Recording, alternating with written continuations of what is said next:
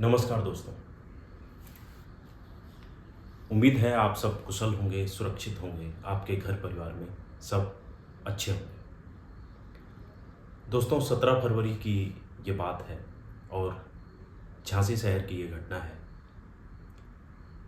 17 फरवरी की रात को एक संदीप बेहुलिया नाम का व्यक्ति जो कि झांसी की एक दवाई कंपनी में काम करता था, वो पुलिस को फ़ोन करता है कि मेरी पत्नी ने आत्महत्या कर ली है।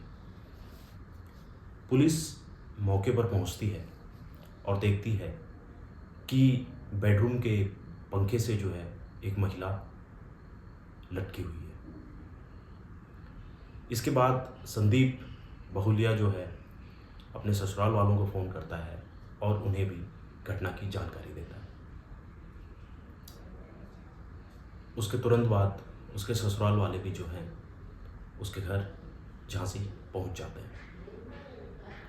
संदीप का जो ससुराल होता है वो एमपी में होता है, मध्य प्रदेश में, और जल्दी से जल्दी वो लोग भी वहाँ पहुँच जाते हैं। पुलिस बॉडी को उतारती है और आगे की जो भी प्रक्रिया होती है उसके लिए बॉडी को भेज देती है। ये सब चीज़ें हो जाती हैं और उसके बाद जो बच्ची होती है वो अपने नाना नानी के पास रहने लगती है। अभी मामला ताज़ा ही था और जो बच्ची है, बच्चों का मन बहुत नाजुक होता है, मासूम होता है। उन्हें अच्छे बुरे का कुछ पता नहीं होता है, वो किसी चीज़ में भेदभाव नहीं करते। इस बच्ची की उम्र मात्र 4 साल थी और ये अपने नाना नानी के साथ जब होती है तो ये एक पेपर पर एक पेन उठाकर कुछ चित्र बनाती है। इसके नाना इससे पूछते हैं कि ये तुम क्या कर रही हो, तो वो बताती है कि ये मेरी माँ की फ़ोटो है। अब उस जो फ़ोटो होती है, जो वो एक चित्र बनाती है, अभी मैं वीडियो भी दिखाऊंगा जिसमें पुलिस उसे पूछ रही है कि ये क्या है। तो वो एक हाथ बनाती है, अपनी माँ की गर्दन के बिल्कुल बगल में एक हाथ बनाती है। तो उससे उसके नाना नानी पूछते हैं कि ये हाथ क्या है, तो वो मासूम बच्ची बताती है कि ये हाथ पापा का है।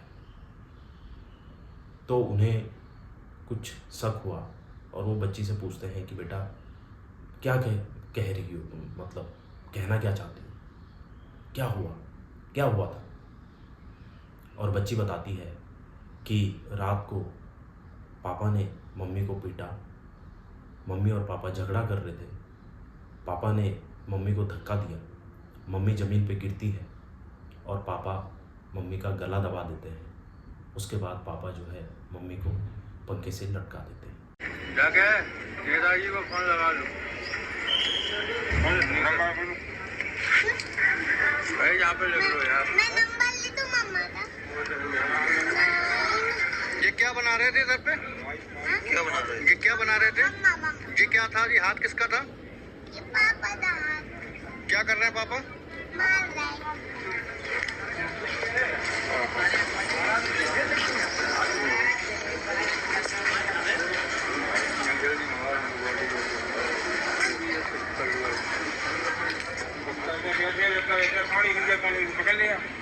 क्या हो गया मम्मा को? मम्मा डर रही थी, पापा ने उनके पीछे से डरा दिया। उसके बाद ये सारी बात जो है उसके नाना नानी पुलिस को बताते हैं और पुलिस फिर संदीप को पकड़ लेती है। और ज़्यादा मेहनत पुलिस को नहीं करनी पड़ती, कुछ ही घंटों में संदीप पूरी कहानी बयां कर देता है। दरअसल संदीप की शादी सोनाली से 2017 में हुई थी, 27 फरवरी 2017 को। और शादी होने से पहले ही इनकी दहेज की डिमांड होती है, जबकि एक अच्छे परिवार से होता है, पढ़ा लिखा लड़का होता है, लेकिन उसके बावजूद भी इसकी दहेज की डिमांड होती है, जिसमें सोनाली के मायके वाले 20 लाख रुपए दे देते हैं। उसके बाद इनकी एक गाड़ी की डिमांड होती है जो वो पूरी नहीं कर पाते। उसके बाद सोनाली को जो है कभी ताने कसे जाते, कभी झगड़ा हो जाता, और ऐसे ही उसका जीवन चलने लगा। ऐसे करते करते 2020 आ जाता है और सोनाली एक बच्ची को जन्म देती है। उसके बाद उसे लगता है कि शायद अब संदीप सुधर जाए और हमारी स्थिति ठीक हो जाए, क्योंकवो अब एक पिता बन चुका है। मगर ऐसा होता नहीं है और उसका जीवन ऐसे ही चलता रहता है। बीच में एक बार वो झगड़ा करके मायके चली गई थी। उसके बाद उसके मायके वाले पुलिस केस करते हैं और संदीप से बुलवाते हैं कि अब ऐसा नहीं करूँगा, जिसमें संदीप झुक के माफ़ी मांग के और कहता है कि अब ये गलती दोबारा नहीं होगी, और सोनाली वापस संदीप के साथ झांसी चली जाती है। दोस्तों, 14 फरवरी को सोनाली के मामा के लड़के की शादी होती है मध्य प्रदेश में। अब क्योंकि संदीप की तो अपने ससुराल वालों से बनती नहीं थी, तो वो जो है सोनाली को और बच्ची के साथ जो है शादी में भेज देता है। अब चूँकि 14 तारीख की शादी थी, तो सोनाली 12 तारीख को ही जो है घर से चली जाती है। और 15 तारीख को जो है 15 फरवरी को ये रात को फ़ोन करता है संदीप और कहता है सोनाली से कि तुम तुरंत घर आ जाओ, और अगर नहीं आओगी तो इस घर में दोबारा कभी कदम मत रखना, मेरा तुमसे कोई रिश्ता नाता नहीं है।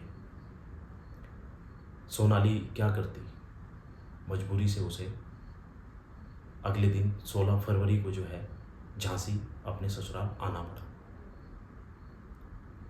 और 17 फरवरी की रात को जो है इनके बीच झगड़ा तो चल ही रहा था, झगड़ा ज़्यादा बढ़ जाता है,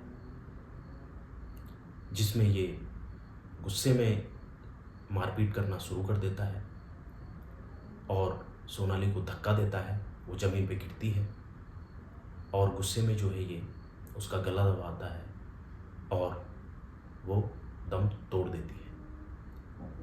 जिसके बाद इसे लगता है कि बंद कमरे में कौन देख रहा है। इसे लगता है कि इसकी बेटी सोई हुई है, लेकिन बच्ची की नींद इनके झगड़े की आवाज़ से खुल गई थी और बच्ची सहमी, डरी हुई, चुपचाप बिस्तर में लेटी हुई कुछ नहीं बोलती। वो बस ये सब देखती रहती है। आखिर 4 साल की बच्ची बोलती भी तो क्या। उसके मम्मी पापा उसके सामने लड़ रहे थे, झगड़ रहे थे, एक दूसरे को मार पीट रहे थे। और जब सोनाली का दम निकल जाता है तो संदीप उसे एक रस्सी से पंखे पर लटका देता है, जिसके बाद वो पुलिस को फ़ोन करता है। तो हमारे समाज में न जाने ऐसा क्यों होता है कि महिला को हमेशा ही जो है ऐसे लोगों की बलि चढ़ना पड़ता है, ऐसे लोगों के सामने झुकना पड़ता है। न जाने ये गंदगी समाज से कब खत्म होगी और संदीप जैसे लोग कब तक ऐसे कुकर्म करते रहेंगे, ऐसे लालची लोग। सोचिए, जिस रिश्ते की शुरुआत ही लालच से हुई हो, वो रिश्ता क्या भला टिकेगा? और टिकेगा भी तो उस रिश्ते में क्या ही सुख मिलेगा किसी को, जहाँ पैसा, दौलत, ज़मीन, जायदाद, इसके दम पे रिश्ता खड़ा हुआ। ऐसे लालची लोगों से कभी भी दोस्ती, नाता, रिश्ता रखना ही नहीं चाहिए। अब देखिए, वो बच्ची एक ही रात में अनाथ हो गई, यतीम हो गई। माँ उसकी मर गई, बाप उसका जेल चला गया। उसके बाप को कम से कम उम्र कैद की सज़ा तो होगी ही, और वो बच्ची पूरा जीवन जब वो बड़ी होगी, होश संभालेगी, तो वो इस डर और इस गम के साए में हमेशा रहेगी जो उसने देखा। और बच्चों का दिमाग बिल्कुल एकदम खाली होता है, वो जो चीज़ देख लेते हैं उसे वो छप जाता है उनके दिमाग में। तो सोचिए, एक गुस्से ने और एक लालच ने संदीप को एक हत्यारा बना दिया। अगर वो अपने को काबू कर लेता तो शायद ये नौबत नहीं आती। तो दोस्तों, कभी भी कोई रिश्ता होता है और इस प्रकार के लोग मिलते हैं जो दहेज की डिमांड करते हैं, जिन्हें सिर्फ और सिर्फ पैसा, धन दौलत ही दिखता है, रिश्ता नहीं दिखता, जो रिश्तों की इज्जत नहीं करते हैं, ऐसे लोगों से रिश्ता तोड़ लेना चाहिए। ज़िंदगी रही तो सब कुछ आ जाएगा, लेकिन ज़िंदगी नहीं है तो पैसा क्या, रिश्ते क्या, नाते क्या। नमस्कार।